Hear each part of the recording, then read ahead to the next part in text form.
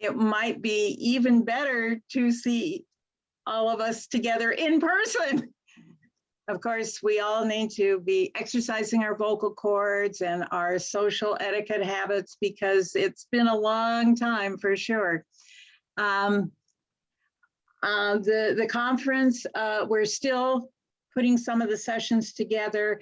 And I know, Katie, you had sent an email about, do we know exactly what the order of the sessions and all that yet? And I'm not quite there yet because some people can only do it at several times. And then there's also some connectivity issues at the Nebraska Prairie Museum. So I also have to coordinate who needs like the internet access for part of their presentation. And so that has to be in a certain place and what have you. So it's just a little bit more challenging than what it has been in the past, or it could be that it's been 3 years since we've done this, so I have forgotten how you do it all. Maybe that's it too. At any rate, our conference kicks off on April the 4th, which is a Monday. And we have probably, well, no, I guess not. But I was thinking it was someone who was coming from pretty far afield. She is coming from pretty far afield, but for the half-day workshop. She is very active with the New England Museums Association, and she's worked in museums for quite a few years. Her bio is on the website. And so she is a specialist in engaging audiences. And so she is coming out of an education background. So I certainly am thrilled. I don't think we've had a speaker with that particular background for quite some time in the education field. And so she is very excited to come. She is coming from the Boston area, needless to say, since she's with the New England Museums Association. And so the flight she had has already been canceled, and so she's had to rebook. So exciting, but still a little bit more logistical challenging maybe.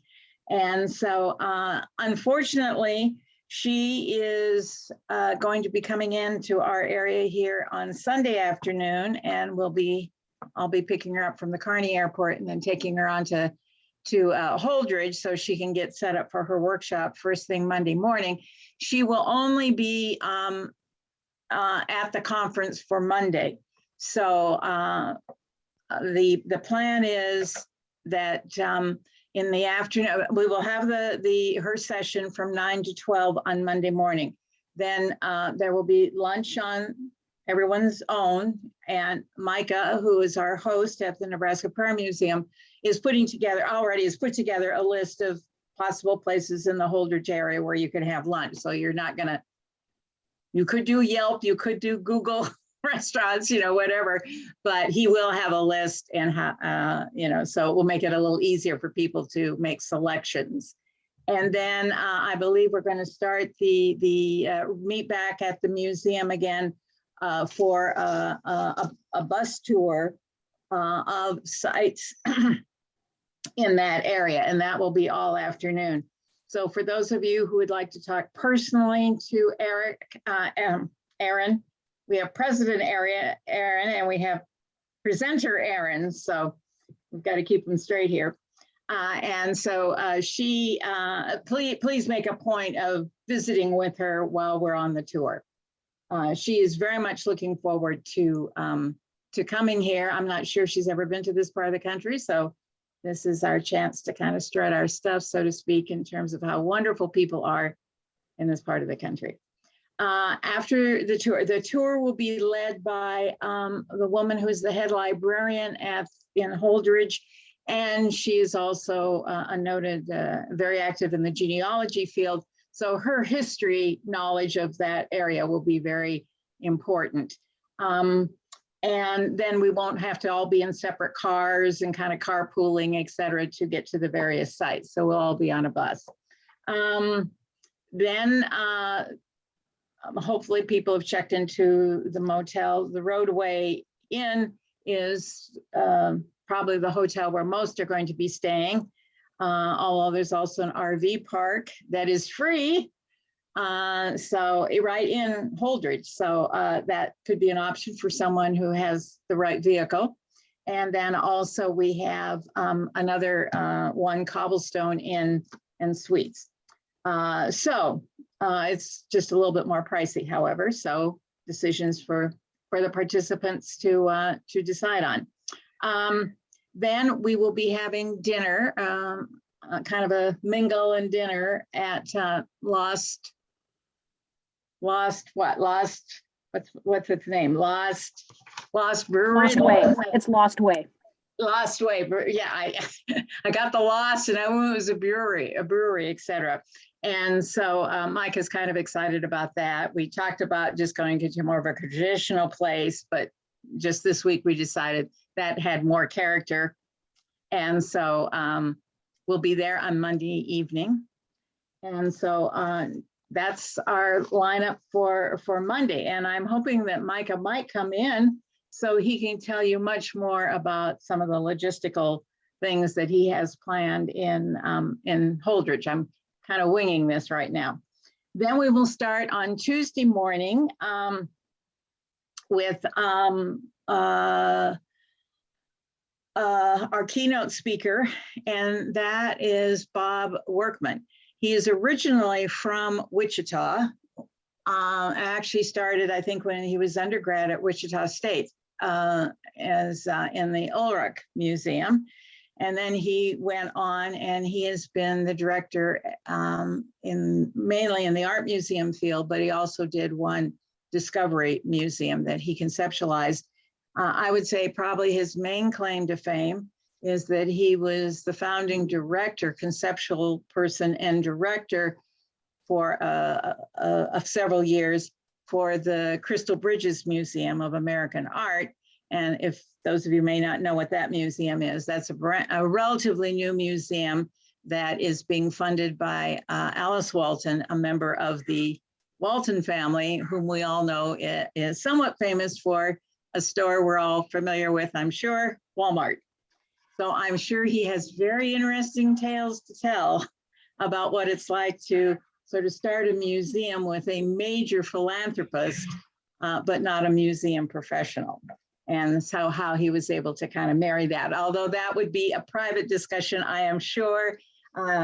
He is working on his topic right now for that kind of talks about the theme of our conference, which is we're in a different type of Roaring 20s right now, and so that's why we titled it "Welcome to these Roaring 20s Museums in this New Era." And so, based on the pandemic, what have we all had to do to change or to modify or to create absolutely different type of programming and ways to approach our audiences and to deliver our services to our publics. And then after that, there will be a panel, although I may have to call, I see Chris, you're on the call. I may have to talk to you after this call to have you help me with someone in Grand Island, but putting together a panel of people who are involved with museums in all of our communities. However, they're not museum people. And so we definitely have Ron Tillery, who is the head of economic development in Phelps County, which is our host county. And then I have been trying to reach several people on the community foundation side because they often work with us. And I sometimes think that we all don't realize that's an incredible resource for us too. And then also to work with someone from the visitor bureau type of background. And I think all of these people work with museums a lot. They market them somewhat. But at the same token, they are looking at us from the outside. Sometimes I think in any field, you get kind of insular about, how great we are and what our wonderful work is, et cetera. And in their case, they're seeing us, our institutions, from a little afar perspective. And I think that would be thought-provoking for some of us.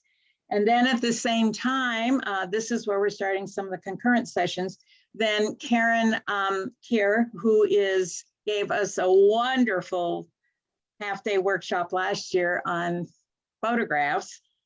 She has been working this last year on the problem that plagues all museums, objects in your collection that are foundlings, found objects.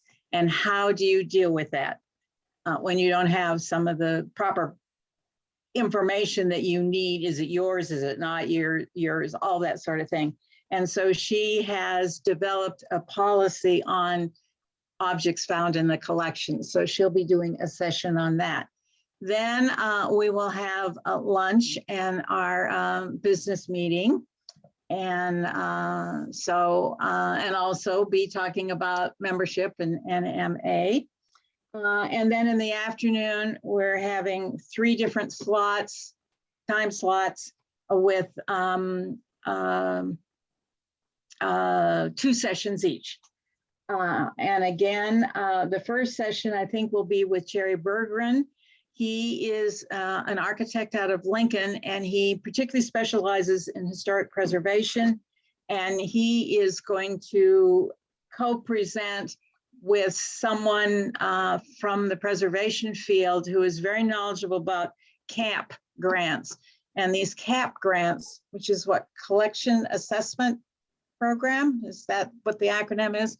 And this is a grant program, most of which is directed to smaller museums which will pay for expertise like Jerry to come in and assess things. In his case, obviously, it's the physical environment for your collection storage.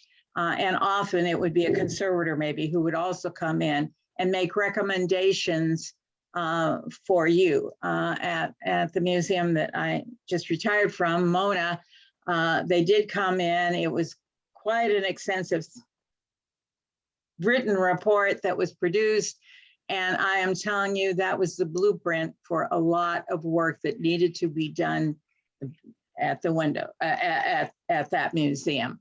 And so it's just very helpful to the staff and clearly to the board about what needs to be done to keep your collection storage in the best possible environment it can be in. And they often attach maybe a general cost element to it. So it's extremely helpful.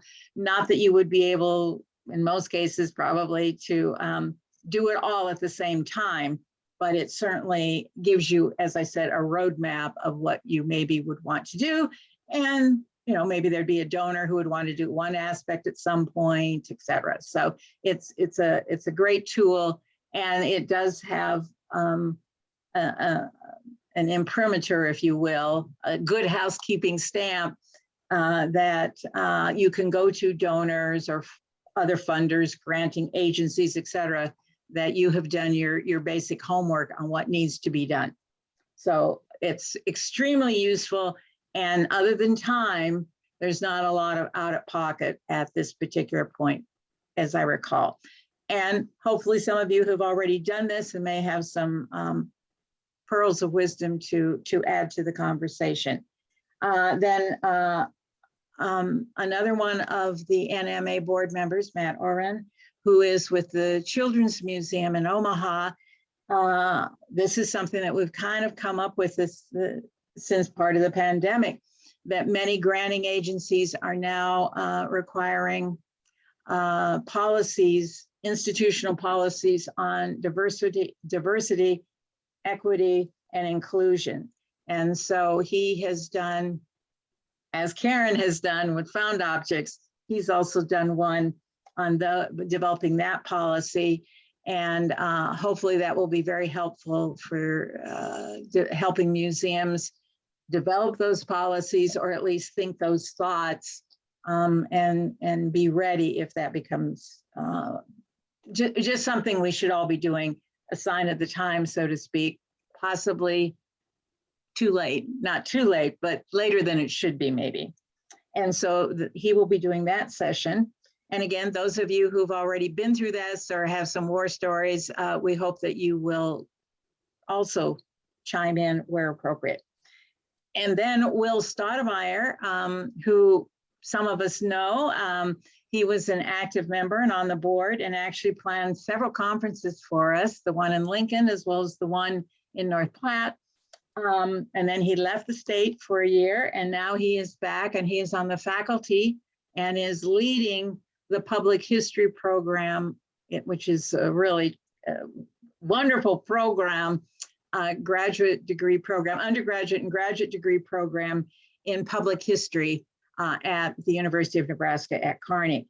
And so what's exciting about this program is that the students in this program actually do projects within museums. Needless to say, some of the museums are in the Kearney area, but it's an online program, so students can be from all over. So there are two prongs to this. For those of our members who maybe want to further their own education, you'd learn more about this kind of opportunity there. And then also, maybe your museum would be appropriate for a student or a group of students to do a particular experience-based project at your institution. So it would have a twofold benefit then. It would benefit your museum for whatever the project might be. And then it helps the students because they're getting actual practical experience.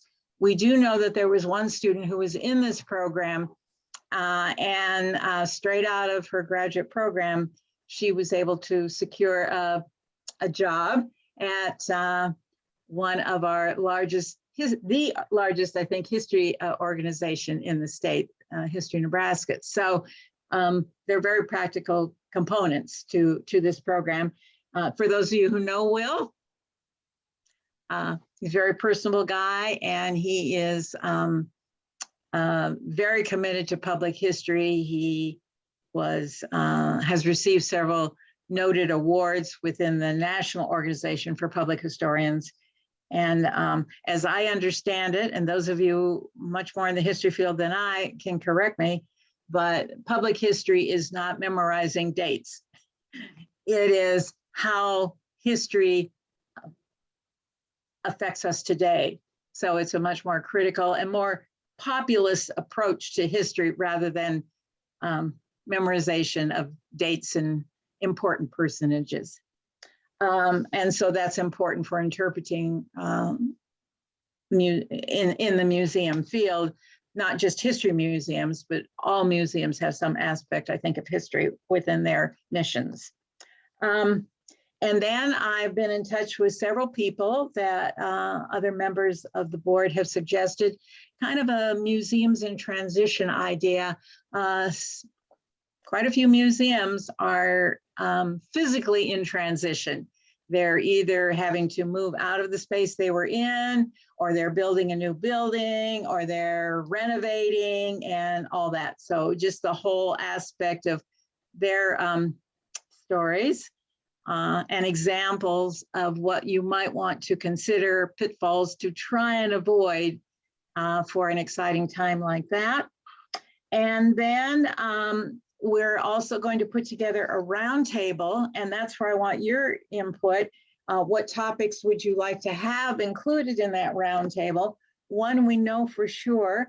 Another one of our board members has thought that, and we've talked about this on the board for quite a few years, which is if you have some objects that are not quite appropriate for your institution, how can we help each other? And Margot Prentice thought that she would like to kind of take care of this, kind of lead this discussion. She had a few objects that came to, she's at the Cass County Historical Museum, and she acquired as a group some objects that had some clippings or some material that really related to Saunders County, which is where President Aaron is located. And so she thought, well, she wisely did not accession those materials since it really didn't hit Cass County's criteria for inclusion in the collection, but it may be perfectly acceptable and worthy for Erin's collection. So she thought, how can we make that exchange? And so for those that we have objects that are not quite meeting our mission anymore, how can we give it to another institution, transfer it to another institution where it would be meaningful for that institution's mission? And we've talked about this for a long time, about how could NMA, the Nebraska Museums of Conference Association, do that? How could we help to facilitate that exchange for either objects that were never accessioned or for objects that are now non-accessioned, have been deaccessioned, as it were? So put on your thinking caps about that. Are there, and then another idea that I've just reached out to Lynn Ireland for, since my background is really in the art museum field, I love being around all of you who are in the history field and other fields, because then you broaden my knowledge. And it just occurred to me 2 days ago that we are predominantly an association of history museums, because there are many more history museums than there are all the others disciplines. And do we have a good history of NMA?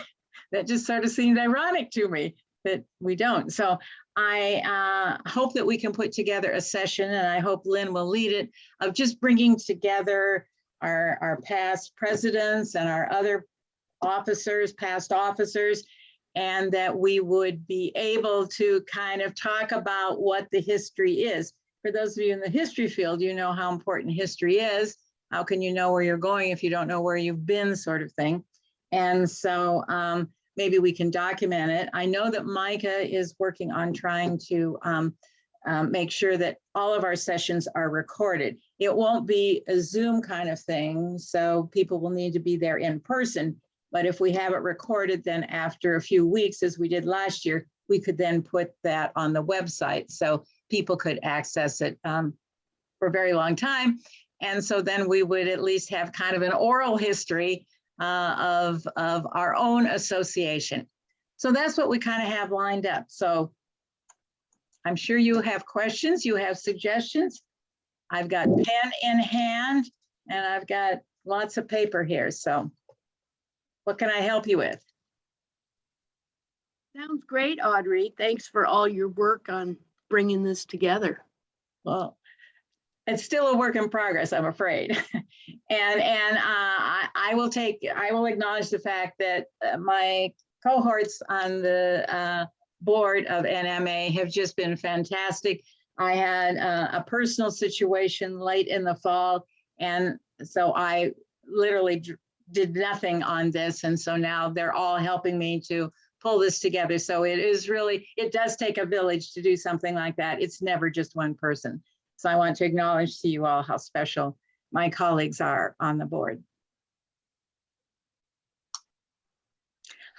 For roundtables, are there any topics that any of you would really like to have included, that other than the one of how we can exchange objects, taking something from a museum where it's not quite the mission to a museum where it is? Other than that, are there any other ideas for topics you'd like to have kind of as in a roundtable? You're all remarkably quiet. I'll just mention that the only thing I have thought of is that people might like to get together to talk about getting grants. We've presented sometimes about grants, but I think having a group who exchange their experiences would be really interesting and helpful. Yes, that's very good. Thank you. Thank you, Mary. Let me get out a piece of paper here and write that down. We're with having this policy, this DEI policy session that Matt is doing, addresses maybe a new component within the grant realm. but not other, there could be a lot of other topics or whatever. So I think that's a good one. So like grant, both what are, you know, where possible grant agencies, certainly Humanities Nebraska is a big one for all of us. So we're very grateful that you kept some programming going, at least during the pandemic. I'm also happy to report that Holdrege is relatively close here to Kearney, for those of you who don't know your Nebraska geography. And so we're in the same public health area.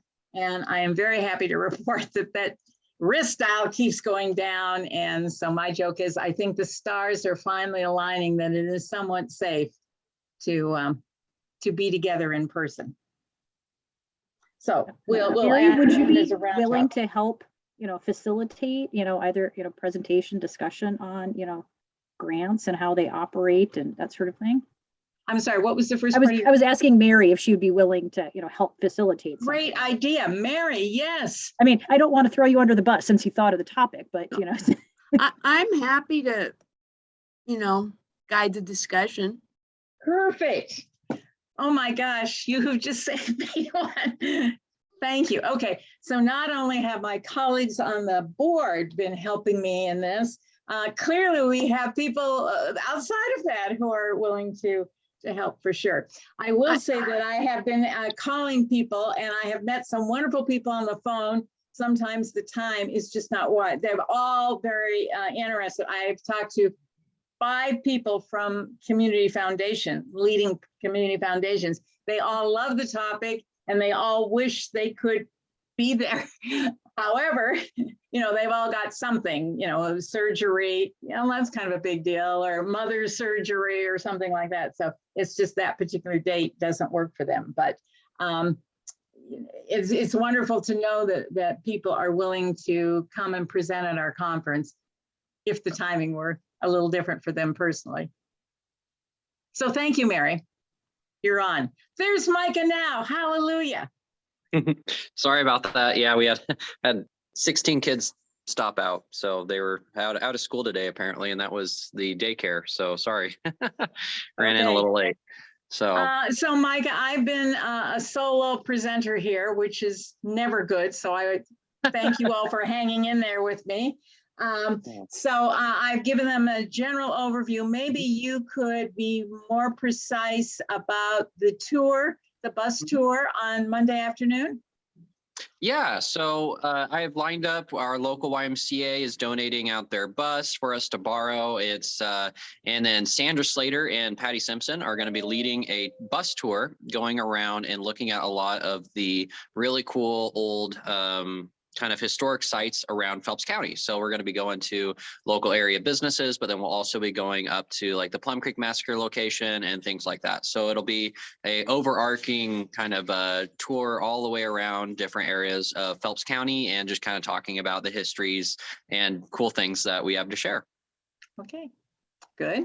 And do you have any update on the Lost Way Brewery and what our caterer, who that caterer is going to be? I know I had told everyone that we had made the decision to be there at this brewery because it had character. Yeah. And so maybe you could tell us a little bit more about what to expect there. Yeah, so we have a wonderful brewery here in town.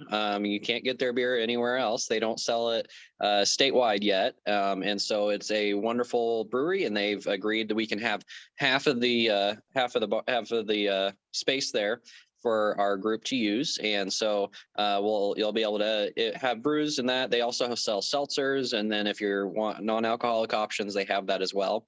And then I'll just kind of have some catering brought in, and we'll be kind of having that in the back of the area there. And so I have 2 caterers lined up, but they're kind of debating. We're going back and forth with them, decide who's doing Tuesday and who wants to Monday night.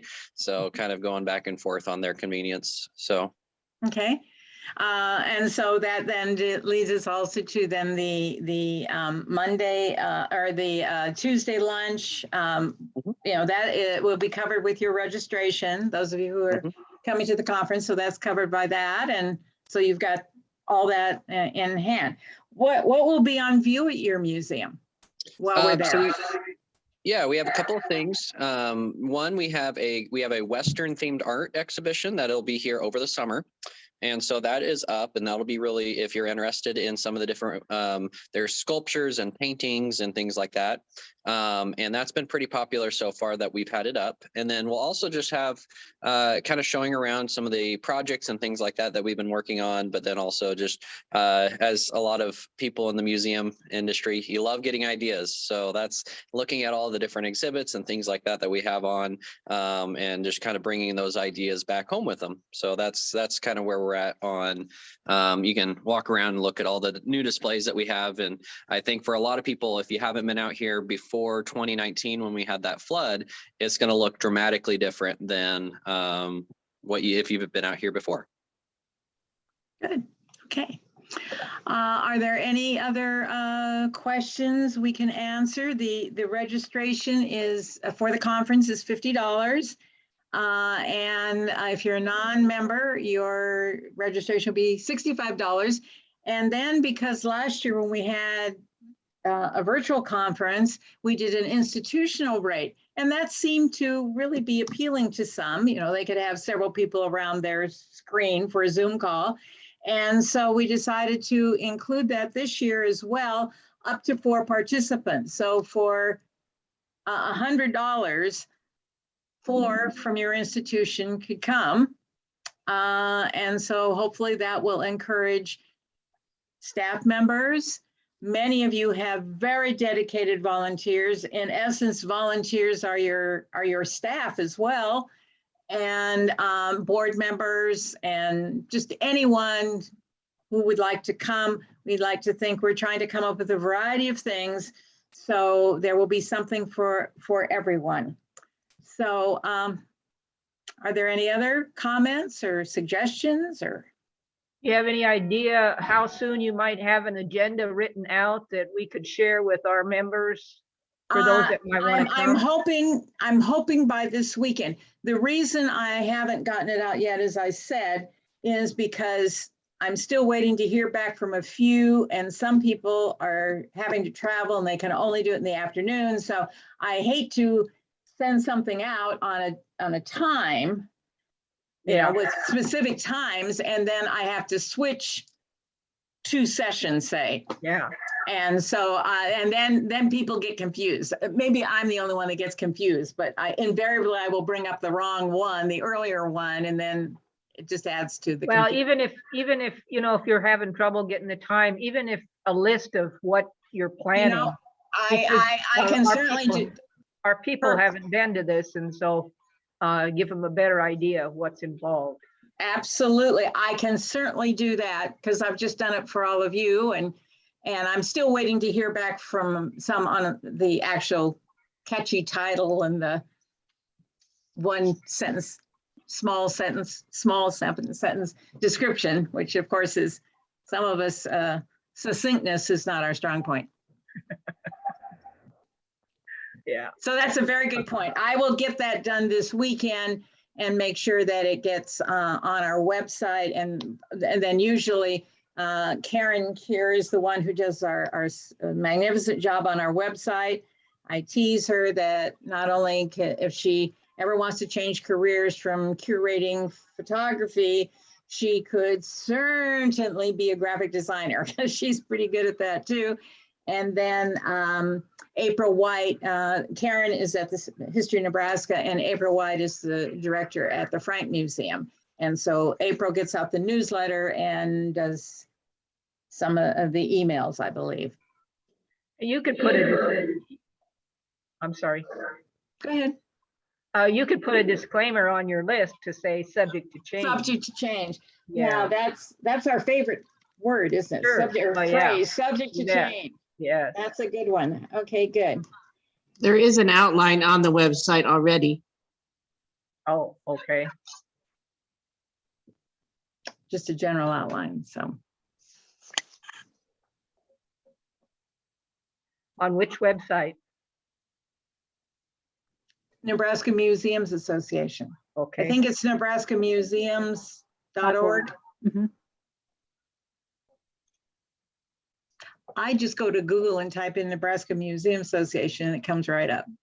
So I don't have to remember. It's like, remember how our memories are sort of going? You used to have to remember phone numbers. Now you just go to your phone and put in a name or the start of a number and up it comes. Of course, sometimes you don't look carefully enough and you're someone who has a similar name or a similar number, you wind up contacting them instead. So if I've done that to you, I apologize.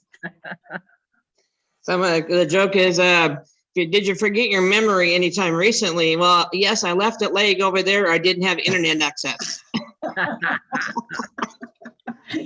Good. I will say, I am so looking forward to seeing you all. I think I will tell you that our more national speakers, presenters are really looking forward to coming here. So it will be fun to see you all. I hope I will see you all. And they are very much looking forward to meeting you all. Audrey, thank you so much for all the hard work you've been up to. So thank you. Yeah, well, and to you too, Micah. I mean, both Audrey and Micah have done a lot of work for this. I do have a question for you, Micah. Do you need any additional projectors, laptops, screens, that sort of thing, or are you okay on that? So we're borrowing projectors from our ESU 11. Okay. And so I'll borrow that. They also have like a streaming kit type of a deal that they've been doing for supplying for teachers in their homes and things like that. But they don't need it now that we're no COVID cases in Phelps County recorded for the last 3 weeks. So woo! So they have those now that we can use. And so I've already requested, and they said that shouldn't be an issue. And the only thing that I would like to say too is making sure that the speakers and presenters or anybody, if you are having that, maybe make sure that it's pre-downloaded, because our internet is good, but sometimes spotty, and I would hate to have it be like a Google presentation type of a deal and it's not downloaded, and so they'll have a hard time logging in or something like that. So no, we have laptops to use, so if you want to throw it onto a USB drive and bring that, that's always an option. And then we'll have the projectors and sound equipment. Great, because I was just going to say, if you needed, I could bring, equipment, for my office, but if you're okay, then I won't worry about it. Yeah, if it's some changes, I will also say that most of the presenters are just requesting a projector and a screen. They'll bring their own laptops. So we might need lots of HDMI cables. Yep, we have a lot of those as well. And then I also have the only thing that I probably won't have is a Apple dongle, because sometimes those Apple laptops are the special proprietary one, and they don't have an HDMI port. So if they do have one, I would highly recommend that they bring their adapter. Okay.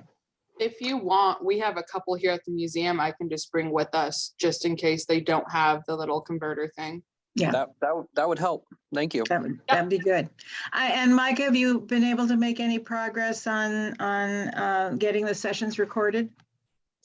The whoever or whatever we're wanting to use for example, if we're wanting it through Zoom and we're live casting these, we're not. No. Okay. No, it's just to record the sessions for later upload to our website. Okay.